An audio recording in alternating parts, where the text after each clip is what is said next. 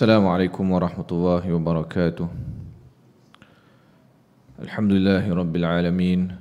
Nahmaduhu wa nasta'inuhu wa nastahdihi wa nastaghfiruh wa nu'minu bihi wa natawakkalu alayh wa na'udzu billahi min shururi anfusina wa min sayyiati a'malina. Man yahdihillahu fala mudilla lahu wa man yudlil fala hadiya lahu. أشهد أن لا إله إلا الله وحده لا شريك له وأن محمدا عبده ورسوله المبعوث رحمة للعالمين أرسله الله بشيرا ونذيرا بين يدي الساعة فأدى الأمانة وبلغ الرسالة ونصح الأمة وجاهد في الله حق جهاده اللهم صل وسلم وبارك على حبيبنا وشفيعنا وزخرنا وقدوتنا وأسوتنا محمد الرحمة المهدى والنعمة المسدى وعلى آله وصحبه ومن تبعه ونصره وله أما بعد. Yang dihormati Jawatan Kuasa Surau, yang saya muliakan para pelajar tahfiz, tuan-tuan haji, puan-puan hajah, muslimin muslimat yang dirahmati oleh Allah Subhanahu wa taala sekalian, alhamdulillah. Ucap syukur pada Allah Subhanahu wa taala kerana pada malam ini Allah Subhanahu wa taala mengizinkan kita untuk kita bersama menyambung pembacaan kitab Bidayatul Hidayah karangan Al-Hujjatul Islam Al-Imam Ghazali rahimahullah. Dan kita sambung dalam bab yang kita bacanya lepas, masih lagi dalam cara meninggalkan sifat ujub. Baik. Kata Imam Ghazali rahimahullah wa nafa'na bihi bi'ulumihi fid dharain. Yang ketiga, iaitu cara meninggalkan sifat ujub. Ujub, takabur dan merasa bangga dengan diri sendiri adalah satu penyakit hati yang sangat susah diubati. Dan ujub itu ialah memandang kepada diri sendiri dengan pandangan kemuliaan dan kebesaran dan memandang terhadap orang lain dengan pandangan penghinaan. Ujub ni, dia rasa dia hebat, dia rasa dia bagus. Bila dia tengok diri sendiri, dia rasa dia lagi bagus daripada orang lain. Dia tengok orang lain, dia pandang orang lain lagi hina daripada dia. Ini ujub, ini tidak boleh. Ini adalah salah satu sifat mazmumah yang bertentangan dengan akhlak yang diajar oleh Nabi SAW. Nabi SAW mengajar kepada kita supaya kita ni tawaduk. Tawaduk ni merendah hati. Bila tengok orang lain, kita kena menyangka bahawa orang lain ni jauh lebih baik daripada kita. Kita cuma tidak tahu saja. Orang tu kita nampak dia macam biasa, mungkin dia ni tak pakai kopiah, mungkin dia ni nampak pakai t-shirt biasa, kita tak tahu amal dia. Malam-malam dia dengan mak ayah dia, dia sedekah dia macam mana, hubungan dengan orang, hubungan ni buat amalan ni buat tersembunyi si Allah Subhanahu Wa Taala, kita tak tahu. Jadi kita kena anggap bahawa setiap orang amalan dia jauh lebih baik daripada kita. Kita pun tahu amalan kita ni banyak kurang, sembahyang kita ni tidak khusyuk, amal kita banyak tak istiqamah, mungkin ada yang tidak ikhlas dan sebagainya. Kita tahu kelemahan diri sendiri. Kerana kita lebih kenal diri kita, maka kita kena tengok bahawa orang lain ni yang kita tak tahu ni mungkin jauh lebih baik daripada kita. Pandang begitu. Dan bila tengok orang buruk, seorang tu dengan keburukan dia, dengan dosa dia, kita kena menyangka dosa kita ni jauh lebih banyak daripada orang tu. Jangan kita pandang hina dengan dosa seorang tu, kerana kita sendiri pun tak terlepas daripada dosa. Kita cuma mungkin buat dosa yang berbeza. Itu beza. Kan? Kita nampak orang buat dosa, kita kata, ish, teruk ni dosa gini, buat gini. Kita buat dosa juga, cuma dosa kita berbeza. Tapi kita buat dosa juga. Kita tak tahu dosa dia buat tu, mungkin Allah Subhanahu Wa Taala akan ampun dia. Dia minta ampun pada Allah Taala, Allah Taala ampun dia. Dia mati dalam keadaan bersih, tidak ada dosa. Kita buat dosa ni belum tentu Allah Taala ampun. Kita tak tahu pengakhiran kita macam mana. Maka disebabkan kita tak tahu banyak benda, apa orang lain buat, apa dosa kita, kita lebih tahu. Maka kita kena sentiasa pandang orang lain jauh lebih baik daripada kita. Lawan dia adalah ujub ni tadi. Ujub ni dia sentiasa nampak orang lain lagi rendah daripada dia. Dia rasa dia lagi baik daripada orang lain, dia rasa dia lagi banyak amal, dia rasa lagi mulia, orang lain lagi hina daripada dia. Dia rasa dia pakai serban besar, dia kata tengok orang tak pakai serban, dia kata apa tak pakai serban ni. Dia pergi semayang jemaah selalu, dia tengok orang yang tak pergi semayang jemaah, kata apa tak semayang jemaah ni. Kita tak tahu keuzuran dia kan, kita tak tahu benda di sebaliknya. Maka orang begini sifat ujub. Ini penyakit hati yang tidak disukai oleh Allah Subhanahu Wa Taala. Dan alamat yang nampak pada lidah orang yang ujub itu ialah ia selalu mengatakan aku begini, seperti perkataan iblis kepada ketika ia tidak mahu sujud kepada Nabi Adam AS. Imam Ghazali kata, petanda sifat-sifat orang ujub ni nak tengok kat mana. Dia ni kalau cakap selalu kata aku ni gini, aku ni gini. Dia cerita dia je, dia rasa lebih baik daripada orang lain. Bila dia dengar cerita orang, dia kata Sebab apa dia akan balas balik, aku gini, sebab dia rasa cerita tu tak best. Dia dengar orang ni cerita gini, dia kata, aku lagi hebat dia ni. Sebenarnya dia nak cakap macam tu. Aku dulu gini, buat ni. Dia nak cerita lebih baik daripada orang tu. Ini tanda-tanda orang yang dia ni ada sifat ujub. Dia rasa diri dia lebih baik daripada orang lain. Dia tak sedar, tapi perkataan ni dia adalah interpretasi apa yang ada dalam hati kita. Perkataan ni, apa yang keluar daripada mulut kita, kata-kata kita, ucapan kita ni, dia mewakili apa yang ada dalam hati kita. Kalau kita ni jenis orang begitulah yang akan keluar daripada mulut kita. Kalau kita ni jenis orang yang bangga diri, dia akan keluar bangga diri juga. Dia tak boleh tahan. Mulut dia dia nak sebut juga cerita yang dia lagi baik daripada orang lain. Dia memang gitu. Dia tidak boleh, tak ada istilah biar mulut jahat hati baik. Ni tak ada istilah. Ni ajaran sesat menyeleweng ni, tak betul. Dia kalau hati kotor-kotor lah. Dia tak ada orang yang dia ni mulut je jahat ni, cakap benda kotor-kotor ni, tapi hati dia baik. Tak boleh. Hati ni adalah mulut ni adalah interpretasi apa yang ada dalam hati kita. Kalau hati kita ni kotor, maka keluar kotor. Kalau hati ni sifat ujub, dia akan keluar ujub juga. Dia akan mula cerita dia lebih baik, dia lebih hebat dan sebagainya. Sedangkan ini adalah perkataan iblis. Rasa baik daripada orang lain adalah perkataan iblis. Allah Subhanahu wa taala sebut dalam suratul A'raf, iblis ketika Nabi Adam AS diciptakan, disebut apa pada Nabi Adam? Ana khairum minhu khalaqtani min narin wa khalaqtahu min tin. Aku lagi baik daripada dia tu. Ana khairum minhu. Tu siapa? Adam, Nabi Adam AS. Aku lagi baik daripada dia. Khalaqtani min narin wa khalaqtahu min tin. Aku dicipta daripada api. Api ni sifat dia menyala, membakar, lebih indah. Wa khalaqtahu min tin. Dia tu cipta daripada tanah. Tanah ni hitam, busuk, orang nak buat pijak. Dia rasa dia lebih mulia kerana dia api, yang tu daripada tanah. Ini sifat iblis. Kalau kita ada sifat ana khairum minhu, aku lagi baik daripada dia. Aku sekolah tahfiz tu budak sekolah menengah biasa je. Aku lagi baik ni pergi sekolah bukan serban tu, pergi sekolah Kasluh Hijau. Tak boleh. Bahaya gitu. Jangan main-main. Kita rasa kita ni lagi baik orang lain. Kita ni ngaji agama ni rasa pakai jubah hari ni rasa lagi baik dari orang lain. Jangan. Merasa baik tu bahaya. Lebih baik berasa jahat tak apa. Merasa baik ni satu sifat bahaya. Kita tengok kita rasa lagi baik dari orang. Kita mula rasa baik daripada orang, kita cepat-cepat istighfar. Astaghfirullah. Tak boleh. Ini penyakit yang tak boleh ada dalam kita. Kita tak tahu siapa yang baik, kerana yang baik di sisi Allah, yang mulia di sisi Allah adalah yang paling takwa, kan? Inna akramakum indallahi atqakum. Sungguhnya yang semulia-mulia kamu di sisi Allah adalah yang paling tinggi takwa dia.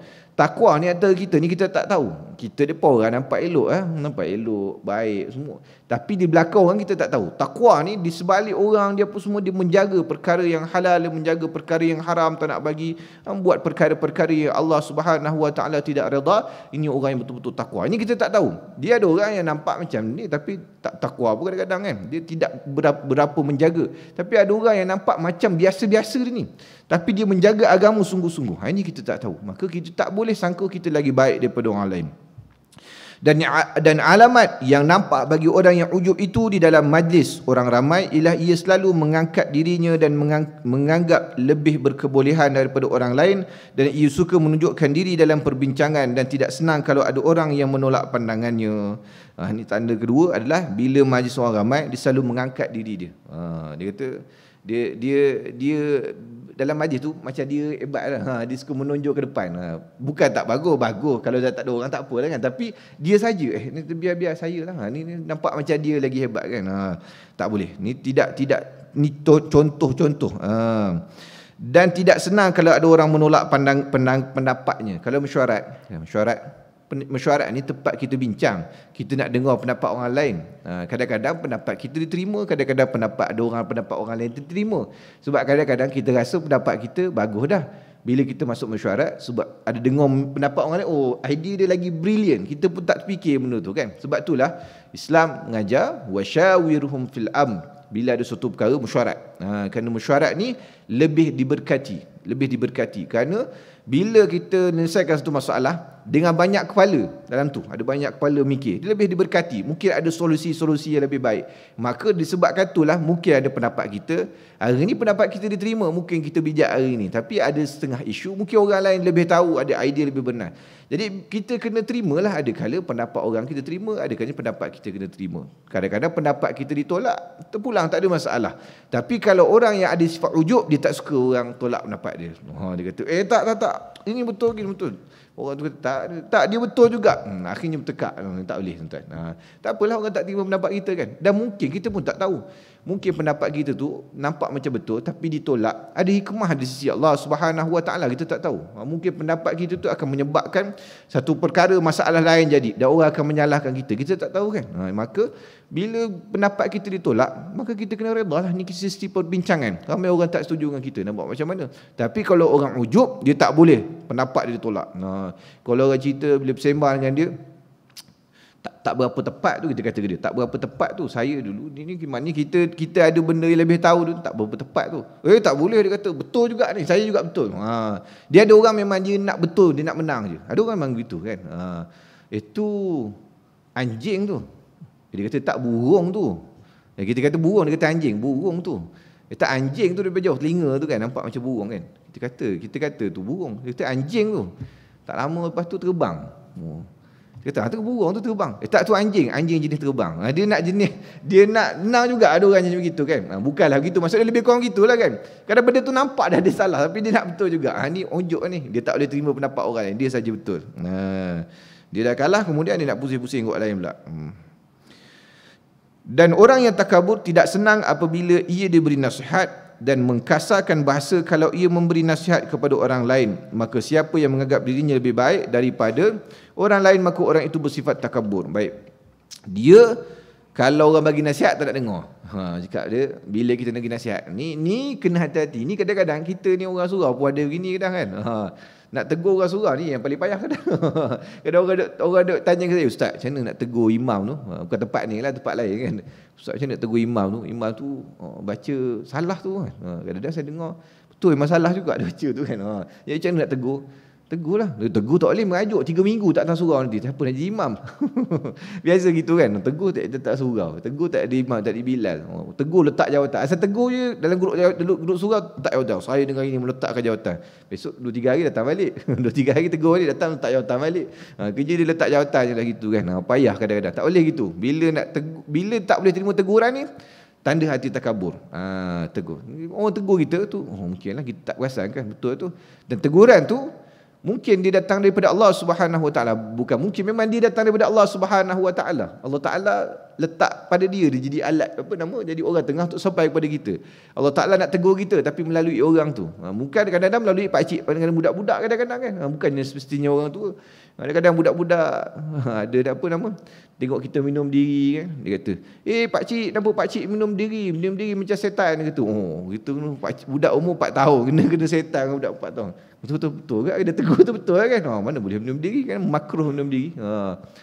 Betul kan? Mana kena terima teguran budak tu cakap betul walaupun dia umur dia umur 4 tahun 5 tahun gitu. Terima teguran. Dan orang takabur dia tak suka terima teguran, tapi bila dia menegur orang, tegur ke main, dia boleh hebat sekali. Tegur dengan bahasa kasar dia sebut sini. Dengan bahasa kasar, kalau ia memberi nasihat kepada orang lain, maka siapa yang menganggap dirinya lebih baik daripada orang lain, maka orang yang bersifat takabur. Dia bila tengah tegur tak boleh, tapi bila dia tegur orang kau main. Sedangkan tegur ni dia ada cara dia. Dia ajar oleh Nabi SAW. Kena secara lemah lembut, secara bersendirian. Dia kalau nak tegur orang kena tegur secara bersendirian. Tidak boleh. Imam Syafi'i kata jangan kamu terima teguran di hadapan orang ramai, kerana teguran di hadapan orang ramai itu satu penghinaan. Dia menghina sebenarnya. Dia kena nak tegur belakang-belakang. Tegur belakang-belakang. Pergi kita dengar kata-katalah ada imam baca salah ke, balik tu tegur lah kan. Jumpa kat motor, imam nak tegur sikit. Bukan saya pandai sangat, tapi imam baca tadi salah tu. Lepas tu alam tarakai, imam baca alam taraikai. Lain bunyi dia kan. Ni kisah benar. Ada saya dengar imam alam taraikai. Lain bunyi dia ni. Imam baca salah tu. Dia betul tu. Ya ke? Tak apalah kan tegur gitu. Jangan kita pergi tegur dia dalam kuliah hari ni kan. Dia tak tahu. Imam surau ni, salah ni, baca. Jangan gitu. Itu penghinaan. Tak boleh tegur tu, malu dia. Tak datang surau nanti. Kena tegur elok-elok. Jangan tegur cara kasar ataupun dengan bahasa yang kasar, bahasa yang peli, tak boleh. Kita tegur ni, kalau kita betul niat tegur, nak baiki dia, nak membetulkan dia, maka kita akan tegur dengan baik. Tapi kalau kita ada niat-niat lain, kita nak memalukan dia, nak menjatuhkan dia, maka orang ni akan tegur secara kasar. Dia tak buat gitu. Pak. Jadi kita daripada teguran tu kita beritahu orang ni betul-betul ikhlas ke tak ikhlas. Tegur jangan peli-peli, ataupun janganlah tegur dalam grup WhatsApp. Dalam grup WhatsApp ramai-ramai tu satuan penduduk semua ada 300-400 orang tu, dia tegur orang tu. Imam itu ni apalah, dia tegur. Tak payahlah lagi tegur elok-elok kan. Ataupun ada benda-benda lain yang kita nampak berlaku, pergilah PM personal dia tanya tegur tu. Ni benda yang betul, bukan tegur cara ni kan. Kadang-kadang kita sama juga berlaku dalam kalangan asatizah ni kadang-kadang kan. Asatizah dia ialah semua orang kadang-kadang ada benda yang terlepas cakap. Siapa biasa ceramah dia tahu lah. Dia kadang-kadang ceramah ni, dia ceramah kita terlepas cakap, kita tak perasan perkataan yang kita sebut. Bila tengok balik, aku tersilap cakap, dia terlepas cakap, salah cakap benda. Dan ada benda begitu jadi kan. Jadi kalau ustaz lain nampak, dia tegur lah. Tegur, mesej ke, telefon ke, share. Dan nampak antamnya ceramah tadi, nak kena betulkan sikit ni, salah sebut ni. Hadis tu dalil daripada mana? Oh betul-betul tu. Tak apalah tegur gitu kan. Sekarang ni tegur kita dia buat ceramah, buat ceramah, buat video YouTube apa semua. Oh, ustaz ni sekian-sekian sebut dalil salah apa semua, dia keluar kitab ni sebut ni, kitab ni. Tak betul itu. Tak betul itu. Tu bukan cara menegur betul. Memanglah yang dia bawa tu betul, dia membetulkan benda betul, tapi cara dia tu tak betul. Cara tak betul. Cara dia kena betulkan betul lah. WhatsApp dia, mesej dia, telefon dia, kata personal lu tak betul. Kalau dia tak nak terima tu lain cerita lah. Tapi kena cara begitu dulu. Bukan dengan cara ustaz ni tak betul. Ada ni.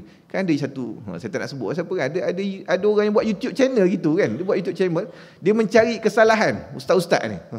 Ustaz ni salah sebut ni, dia buat ni betul. Memang dalil dia bawa tu ada yang betul. Memang betul pun. Tapi cara tu tak betul. Dia seolah-olah macam cari salah benda begitu. Cari salah benda begitu. Tak betul cara itu. Cara dia kena bagi tahu orang tu dulu. PM dia, telefon dia, bagi tahu salah. Kemudian dia, kalau dia tak nak betulkan, dia masih menyebut lagi perkara tu berulang-ulang. Tu baru kena betulkan pada khalayak umum, supaya orang yang mendengar tadi tu tidak terikut benda yang salah. Itu lain lah kan. Tapi kena buat cara begitu dulu. Ni kebanyakan kita ni tidak buat cara begitu kan. Kalau kita, banyaklah kita jumpa begitu kan. Dia cerita pada kita dulu. Dia tu buat salah. Tanya dia dah tegur belum dia? Tak tegur lagi Ustaz. Pergi tegur dia dulu. Beritahu kita buat apa kan, kita boleh tegur pun kan. Dia lebih baik lagi. Kecuali lah dia minta kita tegur kan. Ustaz minta tegur dia. Kalau saya tegur tak jalan Ustaz. Saya dulu bukan mak rempit dulu, Maya Rezat. Jadi dia minta tegur, tak terima teguran saya. Cuba Ustaz kita tegur. Mana Ustaz tegur dia kena. Ada kat gitu kan kadang-kadang. Banyaklah juga kadang. Saya pergi umrah. Jadi bila pergi umrah bawa jemaah ni, kita kenal anak-anak ada sekali. Kadang mak ayah punya teguran tak jalan, dia telefon Ustaz kan baik dengan anak saya kat umrah itu, tegur sikit anak saya ni. Itu tak apalah kan. Kerana kita jadi orang tengah. Tapi kalau tak, baik tegur sendiri. Baik. Dan sebaiknya hendaklah engkau mengetahui bahawa orang yang sebenarnya baik itu ialah orang yang baik di sisi Allah, dan masalah ini tiada siapa yang mengetahui kerana ia tertakluk pada khatimah, yakni akhir umur seseorang. Baik tu kira mana? Baik tu kira dia dengan Allah Ta'ala tu kira baik. Kita tak tahu. Masalah ni tak boleh nak selesaikan kerana kita tak tahu siapa yang baik di sisi Allah Ta'ala. Baik ni bukan kira ukur ikut pakaian. Tak boleh kira ukur pakaian. Ada orang yang, saya jumpa ramai orang yang dia bukan pakai kopiah, dia bukan ustaz-ustaz, dia orang biasa saja, pakai biasa. Tapi kita kenal dia, kita tahu dia ni takwa, dia lebih hebat. Dia lebih hebat daripada kita, daripada bab dia menjaga agama, bab dia menjaga amalan tu, kita sedut dia. Walaupun dia bukan orang yang mengaji agama, tapi dia ni nampak orang dia takwa di sisi Allah Subhanahu Wa Taala. Ini benda yang kita, apatah lagi benda yang kita tak tahu, iaitu pengakhiran. Ini disebut pengakhiran. Khatimah ni, akhir umur seseorang. Itu yang akan menentukan dia ni masuk syurga atau masuk neraka. Dia ni kira sebagai ahli kebaikan ataupun ahli keburukan. Kan kita pernah bahas sebelum ni dalam hadis-hadis yang banyak. Antaranya hadis yang disebut oleh Imam Nawawi dalam kitab Riyadhus Salihin, bahawa jika seseorang tu, ada seseorang yang beramal dengan amalan ahli neraka, hingga jarak dia dengan neraka hingga sehasta. Maknanya jahat sungguh lah. Dia dengan neraka punya amalan tu tinggal sehasta masuk neraka. Jahat betul. Kemudian dia melakukan amal soleh dan dia mati. Dia dikira sebagai ahli syurga. Ada orang yang beramal dengan amal ahli syurga, hingga jarak dia dengan syurga tinggal sehasta, dekat sangat syurga. Kemudian dia berubah dan melakukan maksiat, kemudian mati dalam maksiat. Dia jadi ahli neraka. Nampak? Sebab tu dikira sebagai ending ni, hujung-hujung. Itu iblis pun dia tunggu hujung-hujung. Dia kata, oh ni payah ni, dia ni jenis waktu sehat ni payah ni, tunggu tu sakit je kan. Ada orang yang gitu. Dia Allah Ta'ala uji ketika akhir-akhir hayat dia. Mula-mula elok, hujung-hujung jadi dahsyat. Hujung-hujung ni kena jaga ni kan. Hujung-hujung ni kena jaga. Payah ni. Saya minggu lepas ada kuliah kat satu tempat lah kan. Saya ada kuliah satu tempat, jadi saya datang awal. Saya nak tahu duduk. Bila duduk ni ngau pacik-pacik sembang belakang. Pacik-pacik datang. Oh ni tadi ni. Dia sembang, saya dengar belakang. Kata, tadi sekian-sekian ni meninggal tadi petang tadi, jatuh. Allah, jatuh kat mana? Orang lain tanya, jatuh mana? Dia buat kenduri kahwin anak dia, karaoke. Dia karaoke tu masa tarik tinggi sangat tu, pis tu, terjatuh, jatuh meninggal. Allah. Kita dengar tu, Allah, kesian pak cik ni. Itu kita serah pada Allah Subhanahu Wa Taala. Tapi pengakhiran begitu tu, kita kena elakkan diri daripada jadi begitulah. Lainlah kalau dia buat benda lain, dia tidaklah kita kata benda tu maksiat sangat, tapi tak berapa cantik dia nampak begitu kan. Pengakhiran tu penting tu, pengakhiran tak penting. Dia kalau mati dalam masjid kan bagus. Kalau mati tengah azan kan bagus. Kan dengan Allah tengah tarik kuat tu, hayya 'alas salah, pum putus meninggal. Bagus gitu kan. Ni tengah karaoke. Tu umur bukan muda pun tanya. Tu pak cik tanya, umur dia berapa kan? Umur dia dekat 70, umur dah 70 lebih dah. 70 lebih patut tak payah karaoke lagi lah kan. Tak berapa kena lah gitu, kesian. Sebab dia gini tuan-tuan, kita ni akan mati ikut apa kita biasa buat hidup. Dia akan mati ikut apa biasa kita buat hidup. Biasa gitulah. Steve Irwin tu yang crocodile hunter, kerja duk tangkap buaya, tangkap ni, mati sebab apa? Mati kena dengan binatang kan, kena dengan ikan pari tusuk dia. Siapa lagi? Paul Walker tu yang Fast Furious tu kan, duk lomba kereta nombor sini, meninggal kereta agak. Dia begitulah, kita akan mati dengan benda apa kita biasa buat hari-hari. Kalau orang tu memang kaki karaoke kan, memang kaki karaoke. Dia kalau orang umur 70 masih karaoke, dia maknanya dia daripada muda memang dia kaki karaoke kan. Maka dia akan mati gitulah. Tapi kalau kita daripada muda ni ulang hafalan, hari-hari baca Quran, potensi nak mati tengah baca Quran tu tinggi kan. Sebab dia benda apa kita buat hari-hari kan. Kalau kita rajin atas surau, potensi untuk mati dalam surau tu tinggi lah. Kalau kita ni rajin tahajud, potensi nak mati waktu tahajud tu tinggi lah. Ni ikut amalan kita kan. Kita tengok orang, untungnya pakcik ni meninggal dalam sembahyang tahajud. Aku pun nak mati gitu juga, tulis kat Facebook, untungnya kematian beliau dicemburui. Kita pun kalau boleh nak mati gitu. Tahajud pun tak buat, macam mana nak mati dah tahajud? Tak jadi gitulah kan. Tak jadi gitulah. Dia ikut apa kita buat. Untungnya mati surau, mati dekat surau. Yalah dia rajin atas surau. Yang tulis gitu duduk kedai mamak 24 jam hari-hari. Maknanya dia mati atas kedai mamak, ada potensi tinggi lagi lah mati kat kedai mamak. Dia ikut apa yang kita buat selalu. Maka penghujung ni kita tak tahu. Penghujung orang ni. Berapa ramai orang yang kita jumpa, penghujung awal hidup dia, masya-Allah dahsyat, tapi penghujung dia baik kan. Tengok kadang-kadang ada artis-artis yang berhijrah. Kita pun kenal waktu muda dia, Allah dahsyat dia ni kan. Tapi bila dia berhijrah tu, dia meninggal dalam keadaan baik. Allah Ta'ala muliakan dia. Nampak dahsyat kan. Baik.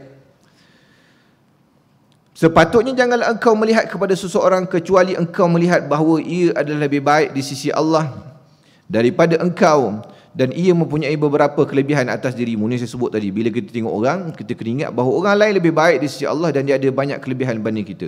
Maka jikalau engkau melihat orang yang lebih muda daripadamu, maka hendaklah engkau berkata dalam hati, budak ini belum pernah lagi buat maksiat, sedangkan aku sudah banyak buat maksiat. Maka tak syak lagi bahawa ia lebih baik daripada aku. Tengok orang muda, orang muda ni bagus, dia tak banyak dosa lagi, tak banyak berdosa. Ataupun yang belum balik, kita kata dia tak ada dosa lagi, jauh lebih baik daripada kita. Kalau ada budak 4-5 tahun duk berlari-lari dalam surau tu, jangan kita marah dia sangat, kerana dia lebih baik daripada kita. Dia tak buat dosa lagi, tak ada dosa dia. Kita ni yang tua ni banyak dosa dah. Maka kita kena pandang, dah tentu dia tak ada dosa, dia lebih baik daripada kita.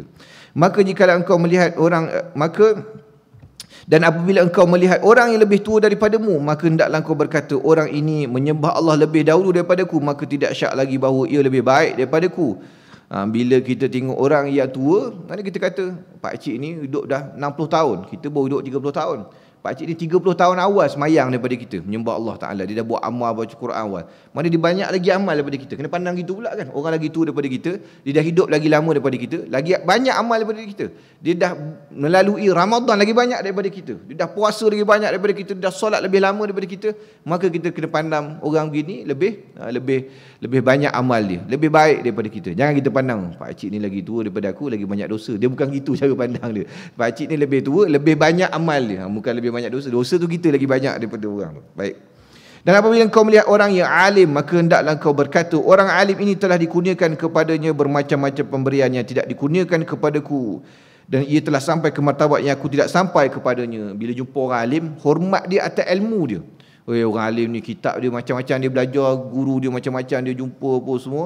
Kita tahu Allah Ta'ala bagi ilmu pada dia lebih banyak daripada kita, maka kita kena anggap dia ni Allah Ta'ala beri kelebihan, kena muliakan dia. Kita muliakan orang alim atas ilmu dia, tuan, ilmu dia. Lepas tu bila orang alim ulama mana sekalipun, di belah mana sekalipun, walaupun kita tak setuju dengan dia, kita kena muliakan dia juga. Tak setuju tu satu benda yang lain, kan? Ada pendapat-pendapat daripada sebahagian perkara tersebut tak sama dengan kita, dengan kita, amalan kita mazhab Syafi'i dan sebagainya. Dan kadang-kadang pendapat yang diberikan tu pelik-pelik sikit, kan? Kita macam-macam lah orang duk sebut nama-nama ulama ni. Kita ni yang sebut ni sama macam dia tak? Sama macam dia tak? Dari sudut ilmu tak sama. Tak payahlah, tu bukan bidang kita. Bukan bidang kita. Maka kena muliakan ulama. Yang boleh mengkritik ulama ni, syarat dia pertama dia adalah mesti ilmu tu sama atau lebih daripada dia. Tu baru boleh tahap kritik ulama. Kita ni kalau tahap main datang dengan kuliah surah atau belajar tengok YouTube sikit-sikit apa semua, belajar pun 3 tahun kat universiti apa semua gitu, tak payah nak kritik ulama. Jauh sangat tak payah. Kalau pun benda tu tak betul, kita lepaskanlah. Biarlah yang lain menegur dia. Ulama-ulama, level ulama yang tegur dia, tu bidang dia lah. Kalau kita tengok dua ulama tu berbeza pendapat, dia tidak bersefahaman, itu dia sama dia, level dia. Tak apalah dia bergaduh gitu, jangan kita masuk campur. Kerana tu memang level dia. Macam kita lah, budak-budak tengok orang tua bergaduh, biarlah orang tua tu bergaduh, jangan kita masuk campur, tak ada kaitan dengan kita. Kita budak umur sekolah rendah, tengok orang tua bergaduh ni, kita nak masuk campur sekali, memang kena makan penampar. Tak ada kena kau ni budak-budak tiba nak masuk campur orang tua. Gitu juga kita dengan ulama ni. Kan dia ada ulama-ulama ni, dia berbeza pendapat, kita nampak macam kasar, tapi dia sama dia, tak apalah, tu level dia. Kita tak boleh nak kritik dia. Nak syarat dia pertama, adab dia mesti kita sama ilmu dengan dia atau mesti lebih daripada dia, baru boleh. Bawah daripada dia tak boleh. Sebab kita tak sampai ilmu sama level dengan dia, tak sampai. Kadang kita tengok saya tengok video tu, saya tengok video Syekh Ahli Jumaah, dia kritik Dr. Yusuf Qaradawi. Level dia tak apa. Syekh Ahli Jumaah bekas mufti Mesir. Dr. Yusuf Qaradawi ni bekas pengerusi Kesatuan Ulama Dunia. Level dia, dia nak berbeza pendapat sama dia, kan. Kita apa kita jadi apa? Kita apa? AJK Sepak Takraw kampung, tiba-tiba nak kritik mufti Mesir. Tak kenalah, tuan. Jauh sangat, biar dia. Bab ni jangan kita ni. Bab orang alim, kita kena memuliakan orang alim. Ini punca berkat juga ilmu, tuan. Kita memuliakan ilmu yang ada pada orang alim tu, walaupun kita tak setuju dengan dia, keberkatan ilmu tu datang pada kita. Kita jadi mudah faham. Kita jadi orang yang boleh beramal dengan ilmu kita. Ini penting. Orang tak jaga keberkatan ilmu ni, kadang-kadang dia nampak banyak ilmu, tapi ilmu tu tak bagi manfaat pada dia. Baik. Mana tadi? Dan apabila engkau melihat orang yang jahil, maka hendaklah engkau berkata, orang yang jahil ini berbuat maksiat akan Allah dengan kejahilannya, tapi aku mengerjakan maksiat besar dengan ilmuku, maka Allah boleh berhajat ke atas diriku dan aku belum lagi tahu bagaimana aku akan mengakhiri kehidupanku. Bila tengok orang jahil pula, orang jahil ni buat dosa, dia buat dosa atas kejahilan dia tak tahu pun kadang-kadang benda tu dosa, kan. Orang jahil, dia buat dosa atas kejahilan dia. Kita pula buat dosa, kita tahu benda tu dosa, mana lagi teruk. Teruk ke kita, kan. Dia seorang yang tidak tahu, dia terlepas. Bila dia buat dosa, dia tahu, kemudian baru dia tahu benda tu dosa. Allah Ta'ala ampunkan dosa dia, kerana dia tak tahu, dia buat dalam keadaan dia jahil. Tapi dalam keadaan dia tahu ni, dia payah sikit lah, kan, payah. Dan kita pun tak tahu kita ni hujung-hujung sempat bertaubat pada Allah Subhanahu Wa Ta'ala ataupun tidak. Dan apabila engkau melihat orang yang kafir, maka hendaklah engkau berkata, aku belum tahu lagi, boleh jadi nanti ia masuk Islam, lalu mengakhiri hidupnya dengan husnul khatimah, mati dalam keadaan yang baik, atau beriman dengan sebab dia masuk Islam. Ia telah keluar dosa-dosanya seperti keluarnya selai rambut daripada bancuhan adna roti. Baik. Kalau kita tengok orang kafir, tak boleh juga pandang hina pada dia. Imam Ghazali kata, tak boleh terlalu pandang hina pada dia. Kita tak tahu dia ni akhir macam mana, kan. Yang menghina Rasulullah tu akhir masuk Islam, kan. Yang buat kartun hina Rasulullah tu akhir masuk Islam. Berapa banyak lagi kes gitu, banyak lagi tu, tuan. Yang kita tengok atas dunia ni, hidup dia punya teruk. Saya ada tengok satu dokumentari tu, dia ni bekas askar US Marine. Dia ni memang benci betul orang Islam. Dia sampai tahap dia dah sediakan barang nak pergi bakar center, Islamic center tu. Dia sedia nak bakar lah. Memang hati dia benci betul pada Islam. Hidup dia tak boleh dengar pasal Islam, memang benci betul. Dia askar US. Dia dah terpedaya dengan apa yang kerajaan dia sebut, orang Islam diganah apa semua. Dia benci betul. Saya tengok video dia punya dokumentari dia. Bila dia datang tu, masuk dalam pusat Islam tu, dia masuk nak ngamuk, orang dalam masjid tu tegur dia. Apa khabar? apa semua. Dia jadi lembut hati. Dia lembut hati, orang cerita daripada Islam apa semua. Sekarang jadi imam kat pusat Islam tu. Jadi imam kat Islamic Center tu. Asal daripada dia nak bakar. Tu boleh tengok kat YouTube, ada dokumentari ni. Asal daripada dia nak bakar pusat tu. Nak bakar ke nak bom gitulah. Akhirnya dia masuk Islam. Nampak? Sebab tu kita tak tahu orang ni pengakhiran macam mana. Boleh jadi dia masuk Islam dan dosa dia diampun oleh Allah Subhanahu Wa Taala dan dia masuk syurga. Kita ni tak tahu lagi. Penghujung hidup kita ni tak tahu. Maka sebab tu juga kita kena bersangka baik dengan orang. Ni Imam Ghazali ajar ni. Boleh jadi berubah ia menjadi dan kita ni boleh jadi berubah menjadi sesat. Setelah mendapat petunjuk maka aku akan menjadi kafir pula dan kehidupan akan di akhirat nanti. Tengok tadi. Dah tahu orang tu masuk Islam, aku pula yang sesat ujung-ujung nanti. Kita tak tahu kan. Kita pula yang jadi pelik-pelik nanti. Maka kita pula yang su'ul khatimah, sedangkan orang tu jadi husnul khatimah. Wal-'iyazu billah.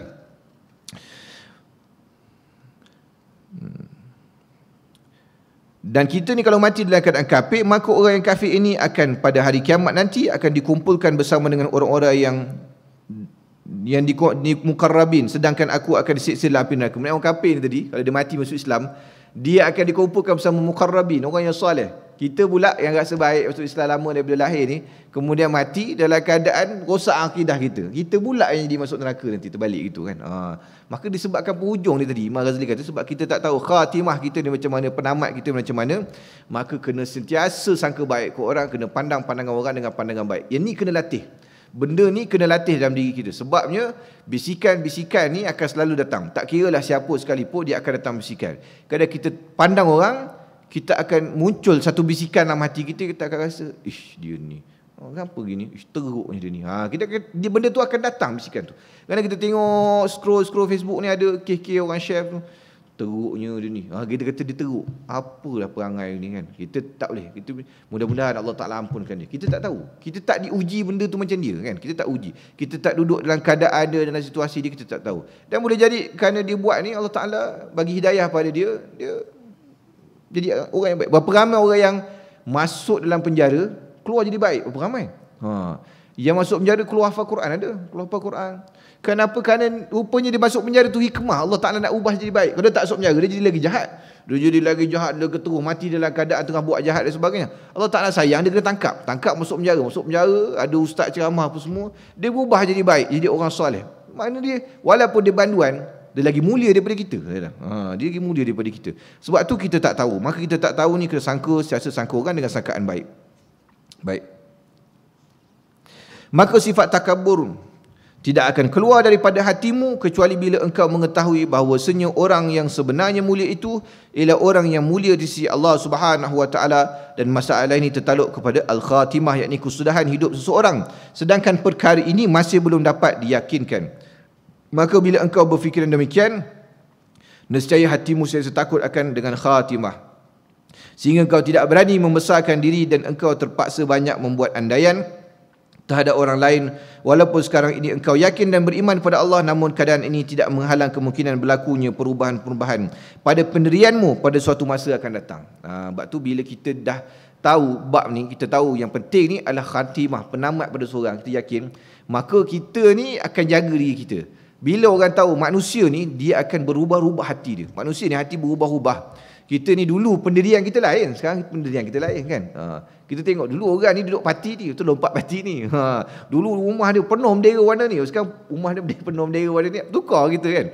Dia begitulah manusia ni, gitu. Dia manusia ni memang hati dia berbolak-balik. Sebab tu kita doa, Rabbana la tuzigh qulubana ba'da idh hadaitana. Tu doa tu apa? Wahai Tuhan kami, jangan kau palingkan hati kami lepas kau bagi hidayah pada kami. Sebabnya memang boleh jadi kita sekarang baik, tak mustahil satu hari nanti berubah. Tak mustahil. Tak mustahil, tak mustahil. Tengok dulu ni bukan pelajar adiniah pun dia tengok. Tengok jadi artis pula dia ni. Jadi artis pula, penyanyi pula. Jadi tu tak jadi. Benda ni jadi macam-macam kan. Berbolak-balik kita tak tahu. Tengok pak cik ni dulu bukan JK Surau ke? Kenapa sekarang jadi bonzer kelab malam pula dia ni? Dia berubah. Kita tak tahu. Benda ni Allah Ta'ala boleh gerakkan hati kita. Hati dia jadi gini. Dikejap kita rasa begini, kejap kita rasa begini. Sebab itulah kita dianjurkan buat kebaikan ni segera. Jangan tangguh-tangguh. Sebab tangguh dia jadi berubah kan? Jadi berubah. Tu benda yang kita segerakan antaranya apa? Bayar hutang. Bayar hutang, sedekah ni segera kan. Sebab bayar hutang ni, Mula ni nanti dapat duit EPF ni nak bayar hutang ni. Dapat hutang. Bila dapat tengok, nanti dulu lah. Nanti dulu lah. Nampak kereta keluar baru ni cantik pula kan. So, jadi berubah. Batuk selesai gitu. Sebab itulah ada kisah yang disebut, seorang ni nak sedekah. Bila dia nak sedekah, dalam bilik air dia teringat sedekah. Dia terus jerit ke bini dia. Minta ambil duit sekejap pergi sedekah sekejap sekarang. Isteri dia kata, kenapa tak boleh tunggu keluar bilik air ke? Tak boleh tunggu bilik air sampai dalam bilik air jerit nak suruh pergi sedekah. Dia kata, aku takut nanti bila keluar bilik air lain pula jumlah dia. Tadi sedekah fikir nak sedekah RM50. Ambil RM50 tu pergi sedekah sekejap, transfer sekejap, pergi transfer online, memang tu masuk ke pusat tafiq Adiniyah kan, RM50. Bila keluar bilik air jadi RM5 pula. Bila panjang, bila mandi lama gosok gigi tu, RM50 ni banyak ni, boleh isi minyak kereta seminggu ni. Betul ni. Jadi RM5 sudah lah, dia keluar jadi RM5 pula.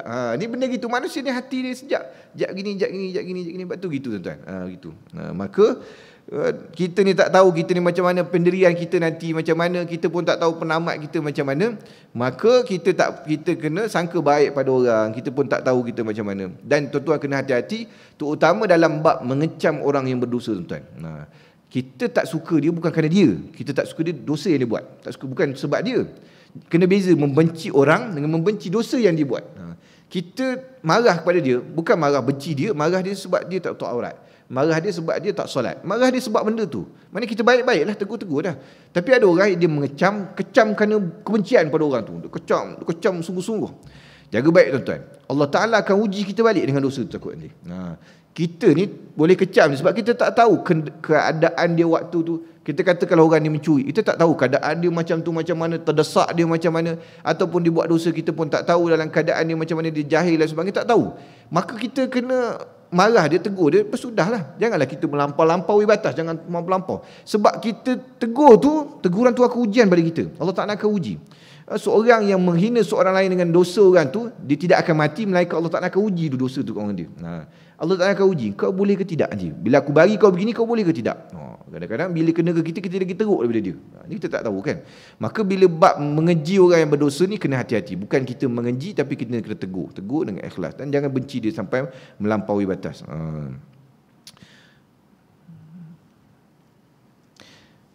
Adalah sangat banyak hadis-hadis berkenaan dengan celaan terhadap sifat hasad, takabur, riak dan ujub. Tetapi rasanya cukup bagimu sebuah hadis yang telah menghimpunkan segala maksud yang berkenaan dengan sifat-sifat tersebut.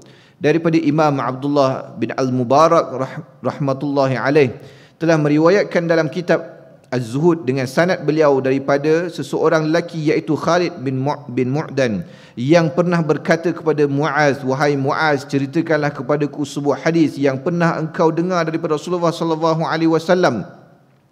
Berkata rawi hadis tersebut Khalid bin Mu'dan, lalu Muaz menangis sehingga aku sangka ia tidak dapat berhenti. Tetapi akhirnya Muaz berhenti daripada tangisannya. Kemudian lalu Muaz berkata, periwayat hadis ni, rawi hadis ni dia kata wahai Muaz, seorang sahabat kata, wahai Muaz, boleh tak cerita kepada aku satu hadis? Kemudian Muaz ni menangis-nangis sampai sahabat ni sangka bahawa Muaz ni macam tak berhenti menangis sungguh-sungguh lah maknanya kan. Kalau orang tu sampai dia sangka dia tak berhenti nangis, maknanya dia menangis sungguh-sungguh. Dan sebab apa Muaz ni menangis? Lalu Muaz ni berkata, aku pernah mendengar Rasulullah sallallahu alaihi wasallam bersabda kepadaku, wahai Muaz, sebenarnya aku mahu menceritakan kepadamu sebuah hadis. Jikalau engkau mampu memeliharanya, pasti ia akan memberi manfaat akan dikau di sisi Allah. Tetapi jika engkau mensia-siakannya dan tidak memeliharanya, maka akan terputuslah hajatmu di hadapan Tuhanmu pada hari kiamat nanti. Rasulullah sebut apa pada Muaz? Dia kata, wahai Muaz, sesungguhnya Allah Subhanahu wa taala telah menjadikan 7 orang malaikat sebelum ia menciptakan langit dan bumi. Kemudian lalu ditentukan pada setiap langit seseorang malaikat daripada mereka untuk menjaga pintu langit tersebut. Itu wahai Muaz, Rasulullah kata, sebelum Allah Taala cipta bumi ni, Allah Taala cipta malaikat 7 malaikat. 7 malaikat ni dia menjaga setiap lapisan langit. Kan langit ada 7, setiap langit ni ada malaikat jaga. Lalu naiklah malaikat hafazah membawa amal seseorang hamba yang dilakukannya mulai daripada pagi sampai ke petang amalan tersebut, mempunyai nur baginya cahaya matahari, bagaikan cahaya matahari. Baik. Malaikat-malaikat ni tadi kerja dia jaga langit, jaga setiap pintu langit, setiap lapisan langit. Baik. Bila seorang buat satu amal soleh satu hari, malaikat hafazah yang mencatat amalan kita ni, dia akan bawa ke langit. Dia akan bawa untuk bertemu dengan Allah Subhanahu taala, amalan disimpan. Jadinya dia akan lalu malaikat-malaikat ni tadi, malaikat-malaikat 7 yang menjaga langit ni tadi. Sehingga apabila malaikat hafazah yang bawa amal itu sampai ke langit yang pertama, mereka menganggap bahawa amalan itu baik dan sangat banyak. Lalu berkata malaikat penjaga langit pertama itu bagi malaikat hafazah, pukulkan olehmu dengan amalan ini akan muka orang yang mengerjakannya. Akulah malaikat penjaga ghibah mengumpat. Allah telah menyuruhku supaya aku tidak membiarkan amalan orang yang mengumpat orang lain dapat melalui aku untuk terus naik ke atas. Nampak? Malaikat bawa amal ni, dikira orang ni bawa amal banyak dah. Dia kerja dia mencatat amal dia. Dia catat amal, catat. Kita buat satu hari ni amal soleh kita macam-macam, dengan semayang, dengan baca Quran, dengan abu zikir apa semua, tulis. Malaikat bawa naik ke atas. Sampai ke malaikat pertama kena reject. Malaikat pertama reject kenapa? Dia kata orang ni kaki mengumpat. Allah Ta'ala haramkan amalan orang kaki mengumpat lepas daripada langit pertama ni. Oh gitu punya. Nampak hadis sebut. Maknanya payah juga. Baru langit pertama sangkut dah. Langit pertama ada 6 lapis lagi tu. Langit pertama sangkut dah. Kemudian datang pula malaikat hafazah membawa amalan seorang hamba. Mereka menganggap bahawa amalan itu sangat baik, sangat banyak. Malaikat itu berjaya melintasi langit pertama. Kemudian bawa pula amal orang lain. Amal ni nampak banyak, baik, apa semua. Lapisan langit pertama dia lepas. Maknanya orang ni tak mengumpat dah lepas langit pertama. Ni lagi langit kedua pula. Kemudian sehingga mereka sampai ke langit kedua. Lalu berkata malaikat penjaga langit kedua, berhenti kamu situ. Yang bawa amal ni berhenti kejap. Dan pukulkan amalan itu balik mula ke muka orang yang balik amalan ni, balik ke muka orang yang buat amalan itu tadi. Kerana orang yang mengerjakannya kerana ia menghendaki dengan amalan akan mendapat keuntungan dunia. Allah telah menyuruhku supaya aku tidak membiarkan amalan orang seperti ini melintasi aku untuk terus naik ke atas. Selain daripada itu, ia juga membesarkan diri dalam majlis perjumpaan. Akulah malaikat penjaga kebesaran. Orang ni tadi pertama dia buat amal kerana nak dapat pujian orang. Dia nak dapat kepentingan dunia, habuan dunia. Buat sesuatu kerana nak dapat habuan dunia. Allah Ta'ala haramkan daripada amalan orang ni lepas langit kedua. Dan orang ni bila dalam majlis dia suka besarkan diri. Aku malaikat yang menjaga kebesaran ni. Tak boleh. Orang ni tak layak amalan dia lepas, langit kedua sangkut. Sangkut dah langit kedua. Payah. Langit pertama lepas tak mengumpat, langit kedua sangkut pula. Kemudian naik pula malaikat hafazah membawa amal seorang hamba yang penuh dengan sinaran, dengan cahaya daripada pahala sedekah, sembahyang dan puasa. Malaikat hafazah merasa hairan melihat keindahan amalan tersebut. Nampak macam indah sungguh. Dia ni punya puasa, sedekah apa semua, hebat amalan ni. Malaikat pun rasa takjub dengan amalan. Malaikat hafazah dibawa naik ke langit. Lalu mereka bawa amalan itu menisi langit pertama dan kedua. Lepas orang ni, langit pertama, kedua lepas orang ni. Sampai langit ketiga, sangkut pula. Malaikat menjaga langit ketiga itu berhenti di sini. Baling semula amalan ni pada muka orang buat tadi. Kenapa pula dia kata? Kerana akulah malaikat takabur. Allah menyuruh aku. Orang ni dia buat amalan tapi dia takabur. Akulah malaikat yang menjaga takabur. Allah menyuruhku supaya aku tidak membiarkan amalan orang takabur melintasiku. Orang itu sangat suka membesarkan diri dalam majlis orang ramai. Orang ni takabur, suka besar diri. Tak lepas. Amalan tak lepas. Langit ketiga.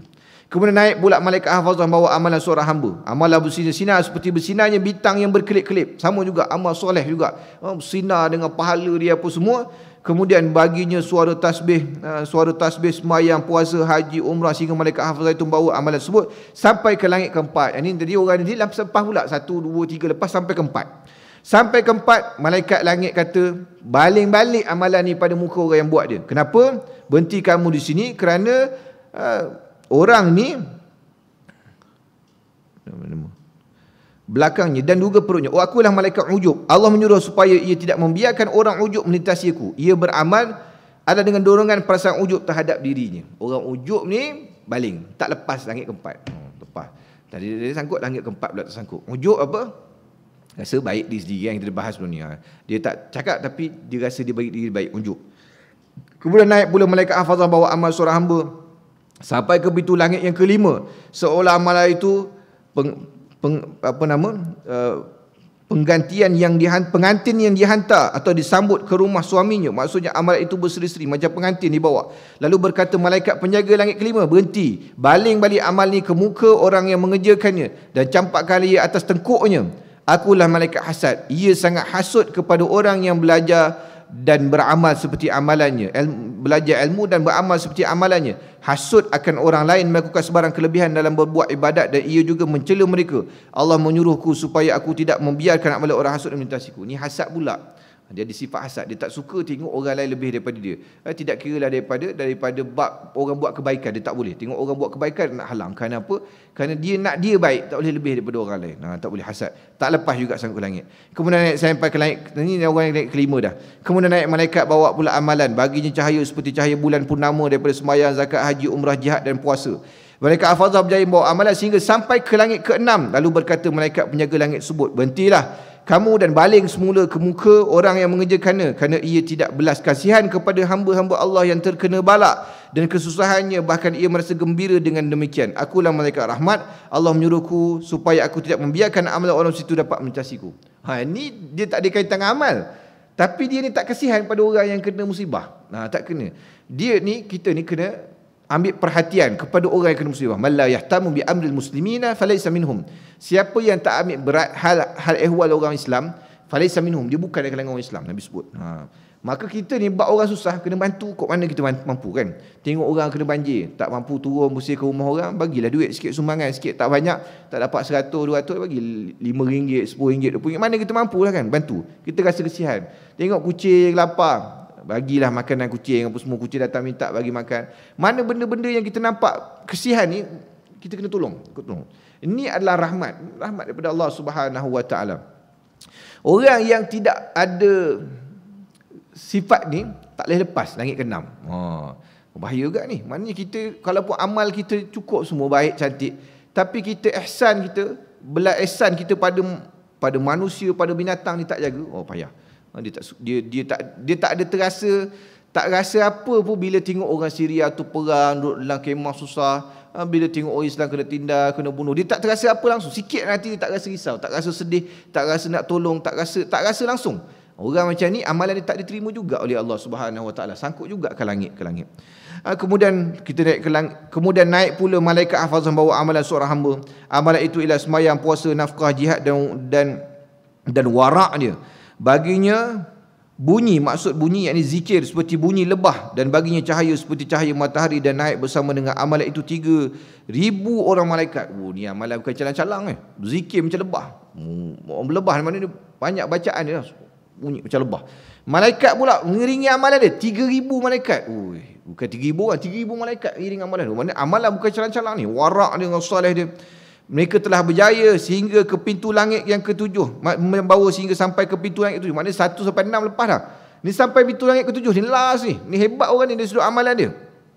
Maka berkatalah malaikat penjaga pintu langit sebut, berhentilah kamu dan pukulkan semula amalan ni, bagi kat muka orang yang buat amalan tadi, bahkan pukul pula akan seluruh anggota badannya dan tutupkan ke atas hatinya. Akulah malaikat zikir. Zikir ni makna mencari sebutan, iaitu seorang yang beramal dengan tujuan supaya disebut-sebut oleh orang lain. Maknanya orang ni tadi, dia buat amal hebat dah, tapi amalan ni sebab nak suruh orang puji dia. Ada tertik nanti nak orang puji dia. Aku akan menghalang amalan orang yang riak dari sampai kepada Tuhanku. Ia beramal bukan kerana mencari keridhaan Allah, tapi hanya bertujuan supaya mendapat tempat yang tinggi di hati para fuqaha, dan sampai disebut daripada para ulama, supaya masyhur nama dia di merata tempat. Nampak supaya dia ni orang nampak hebat. Nampak dia lah, ni bukan cara-cara orang ni. Amalan dia sampai level malaikat 3,000. Maknanya dia ni orang alim juga. Tapi alim dia nak suruh orang puji dia. Dia ni ulama hebat ni. Dia bukan kalau orang yang memuji tu tidak ada masalah. Tapi dia sendiri nak orang rasa dia macam ulama besar ni. Dia nak rasa begitu. Maka begini juga amalan ni tak diterima oleh Allah Subhanahu Wa Taala. Allah menyuruh supaya amalan ni, orang riak ni tidak akan melintasi aku, kerana setiap amalan yang tidak ikhlas adalah riak, dan Allah tidak akan menerima amalan orang yang riak. Nampak ni langit yang ke-7 dia kena buang. Kemudian naik pula malaikat hafazah dengan amalan seorang hamba. Amalan itu berupa sembahyang, zakat, puasa, haji, umrah, akhlak mulia, banyak berdiam daripada perkara yang tidak berguna. Hebat orang ni, baik ni. Dan banyak berzikir. Kalau kita baca ciri-ciri dia ni, hebat sangat dah ni. Diam, mulut dia jaga zikir, dia tidak terlibat dengan benda-benda yang kotor. Amalan hamba ini seorang diusung oleh para malaikat penjaga 7 petala langit, sehingga mereka melintasi segala halangan dan sampai kepada Allah Subhanahu Wa Taala. Orang ni Lepasnya. Tadi malaikat yang blok tadi tu, yang buat roadblock tu, malaikat 7 ni yang blok ni, iring amalan sampai Allah Taala. Oh, hebat amalan ni. Sampai ke pintu langit dekat dengan Allah Subhanahu Wa Taala. Para malaikat itu berhenti di hadapan Allah yang bersaksi dengan keikhlasan dan kebaikan amalan tersebut. Malaikat 7 ni kata, ya Allah, settle lah. 7 pintu ni dia lepas. Kerana dia ni memang betul-betul amal dia soleh, ikhlas betul kerana-Mu ya Allah. Dah bawa depan Allah Subhanahu Wa Taala amalan. Lalu Allah Subhanahu Wa Taala berfirman kepada para malaikatnya, kamu adalah yang bertugas menjaga amalan hamba-Ku ini. Dan sebenarnya aku lebih mengetahui dengan segala isi hatinya. Kamu tugas jaga baik kamu tadi. Allah Ta'ala kata, aku lagi tahu apa sebenarnya dalam hati dia. Maknanya Allah ada lagi, tak lepas juga rupanya. Ia sebenarnya tidak menghendaki akan daku. Dengan amalannya tersebut, ia hanya menghendaki sesuatu yang lain daripadaku. Oleh itu, maka aku turunkan ke atasnya akan laknatku. Lalu para malaikat tadi berkata, ke atasnya laknatmu dan juga laknat kami. Lalu melaknat akan dia oleh 7 petala langit dan seisinya. Mendengar sabdaan Rasulullah SAW ni, lalu Muaz menangis seraya berkata, engkau adalah Rasulullah SAW, sedangkan aku adalah Muaz, hamba yang biasa bukan Rasul. Inilah, bila dengar gini, kita pun risau juga. Kita ni takut, tak tahu pintu langit mana sangkut kita ni. Nak sampai ke 7 tadi tu macam payah sangat nak sampai kita. Dah sampai ke 7, malaikat iri sampai Allah Ta'ala pun ada yang kena reject juga dengan Allah Subhanahu Ta'ala. Sebab tu Sayyidina Muaz bin Jabal berdengar, dia kata, Rasulullah, engkau Rasulullah, tak apalah, memang amalan akan diterima. Kami ni manusia biasa, aku ni sahabat biasa je. Macam mana ya Rasulullah? Kemudian lalu Rasulullah SAW menjawab, hendaklah engkau ikuti aku walaupun hanya dengan sedikit amalan. Wahai Muaz, jaga lidahmu baik-baik daripada mencela saudaramu yang membaca Al-Quran. Yang ini golongan ulama. Dan pertanggungkanlah segala dosamu ke atasmu, dan jangan engkau mempertanggungkan dosamu ke atas mereka, dan jangan engkau menganggap dirimu bersih, jangan engkau pula mencela orang lain, dan jangan pula engkau memuji dirimu di hadapan mereka, dan jangan engkau campurkan urusan dunia dalam urusan akhirat, dan jangan engkau menyombongkan diri dalam majlismu, nanti orang ramai akan takut kepadamu, dan nanti orang ramai akan takut kepadamu kerana kejahatanmu, dan jangan engkau berbisik kepada seorang sedangkan seorang lagi ada di sisimu, dan jangan engkau membesarkan dirimu, maka akan terputus daripada segala kebaikan di dunia dan di akhirat. Dan janganlah engkau pecah belahkan akan manusia, maka akan mencari akan dikau oleh anjing-anjing api neraka pada hari kiamat nanti. Nampak? Ini adalah pesanan-pesanan Nabi SAW. Panjang lagi, nanti kita akan sambung pada kuliah hadapan. Maknanya kita ni kena jadi baik sungguh kita ni. Jadi baik sungguh, bukan baik sikit-sikit. Kerana baik sikit-sikit ni takut yang kita buat baik satu, tapi ada di antara dosa-dosa yang kita anggap remeh. Kita pandang remeh kepada orang. Nampak Nabi sebut, jangan kamu berbisik dalam keadaan ada 3 orang pun Nabi larang juga bab ni. Maknanya dia akan menyebabkan takut kita ni tak diterima oleh Allah Subhanahu Wa Taala. Maknanya kena jaga betul-betul amalan ni. Jangan kita pandang remeh walaupun suatu keburukan. Kerana kadang kita takut yang remeh-remeh kecil ni kita nampak macam tak ada dosa, ataupun kita nampak dia macam dosa kecil, tapi dia menyebabkan amalan kita tak diterima oleh Allah Subhanahu Wa Taala. Sebab itulah para ulama ni dia risau apa? Dia risau takut yang kecil-kecil ada dia buat, ada orang tak redha pada dia, ada benda yang dia tak selesaikan hutang orang yang kecil-kecil. Dia takut benda-benda ni akan menyusah dekat akhirat. Sebab tu Rasulullah SAW beberapa hari sebelum Rasulullah wafat, Rasulullah sendiri keluar dalam keadaan Rasulullah uzur. Dia keluar selain daripada menasihati sahabat, dia bagi tahu siapa yang aku ada terpukul dia ke ada buat salah pada dia, tolong balas kat aku sekarang. Ini Rasulullah, tuan-tuan, Rasulullah. Kalau aku ada hutang pada dia, tolong bagi tahu aku nak selesaikan hutang. Ada orang yang mengaku, ya Rasulullah ada hutang pada saya. Maka Sayyidatina Aisyah pada waktu tu ambil sebahagian baju besi Rasulullah, dah selesaikan hutang orang ni. Ni Rasulullah SAW, dia risau, dia takut kalau ada benda yang tak kena dengan orang ni menyebabkan kita payah bila mati nanti. Apatah lagi kita ni, tuan-tuan. Kita ni risau. Kita ni dosa dengan orang ni tak tahu kadang-kadang kan. Kadang-kadang kita pun kadang tak sengaja mengumpat orang, kadang terkutuk orang, ter ni banyak. Takut yang yang kecil-kecil yang kita anggap remeh ni menyebabkan kita susah kat akhirat. Risau sungguh kita bab ni, risau. Maka kalau kita tahu betapa susahnya amalan ni nak diterima oleh Allah Subhanahu Wa Taala, nak selamat dekat akhirat ni, maka kita ni tak ada masa sebenarnya nak mikir kalau kita lagi baik daripada orang tu teruk apa semua, tak ada masa. Sebab kita sendiri pun belum tentu akan dapat selamat dekat akhirat nanti. Tapi kita al-khauf war raja, kita takut pada Allah Subhanahu Wa Taala, tapi dalam masa yang sama kita berharap Allah Subhanahu Wa Taala terima amalan-amalan kita selamat ke akhirat. Kita harap begitulah. Mudah-mudahan Allah Subhanahu Wa Taala pelihara kita semua daripada azab Allah Subhanahu, azab kubur dan juga azab api neraka, insya-Allah. Saya sekadar itu saja. Saya mohon maaf jika ada salah silap dan sebagainya. Aqulu qauli hadza wa astaghfirullahal azim li wa lakum. Wassalamualaikum warahmatullahi wabarakatuh.